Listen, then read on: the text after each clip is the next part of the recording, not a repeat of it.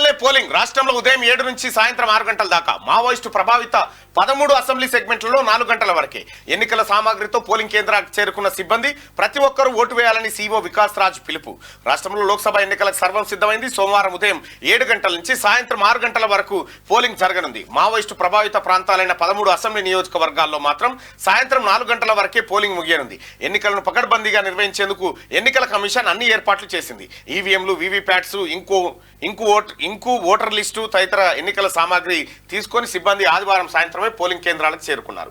సోమవారం ఉదయం 5 గంటల 30 నిమిషాల నుంచి 6 గంటల 30 నిమిషాల వరకు పొలిటికల్ పార్టీల ఏజెంట్ల సమక్షంలో మాక్ పోలింగ్ నిర్వహించనున్నారు. ఈ ఎండలను దృష్టిలో పెట్టుకుని ఈసారి పోలింగ్ కేంద్రాల్లో ప్రత్యేక ఏర్పాట్లు చేసింది. ఈవీఎంలను అన్ని రకాలుగా చెకింగ్ చేసిన తర్వాత 1,05,019 బ్యాలెట్ యూనిట్లు, 44,569 కంట్రోల్ యూనిట్లు, 48,134 వీవీప్యాట్లు పోలింగ్ కోసం సిద్ధం చేసింది.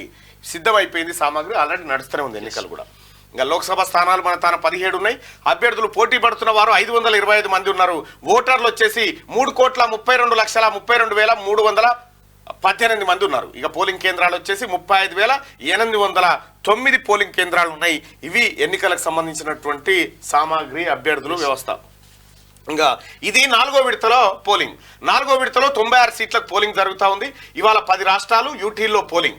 బరిలో 1,717 మంది అభ్యర్థులు పోటీ పడుతున్నారు. ఈ 4వ విడతలో ఆంధ్రప్రదేశ్లో 175, ఒడిశాలో 28 అసెంబ్లీ సీట్లకు ఎన్నికలు జరగబోతా ఉన్నాయి. ఇలా ఇంకా ఓటేయనున్న 17.70 కోట్ల మంది ఓటర్లు.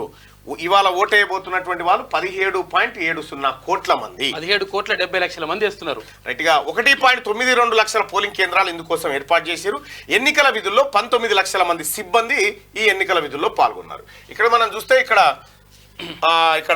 ఏపీ, ఆ తర్వాత తెలంగాణ, ఆ తర్వాత మహారాష్ట్రలో కొంత భాగం ఉంది, మధ్యప్రదేశ్లో కొంత భాగం ఉంది, ఆ తర్వాత ఒడిశా ఉంది, ఆ తర్వాత ఇది బీహార్, పశ్చిమ బెంగాల్ ఉన్నది. ఇట్లా కొన్ని చోట్ల ఇవాళ ఎన్నికలు జరుగుతూ ఉన్నాయి. 10 రాష్ట్రాలు, యూటీల్లో కూడా 4వ విడత ఎన్నికలు జరుగుతూ ఉన్నాయి. ఇక్కడ తమిళనాడు, కేరళ ఇవన్నీ అయిపోయినాయి. ఇక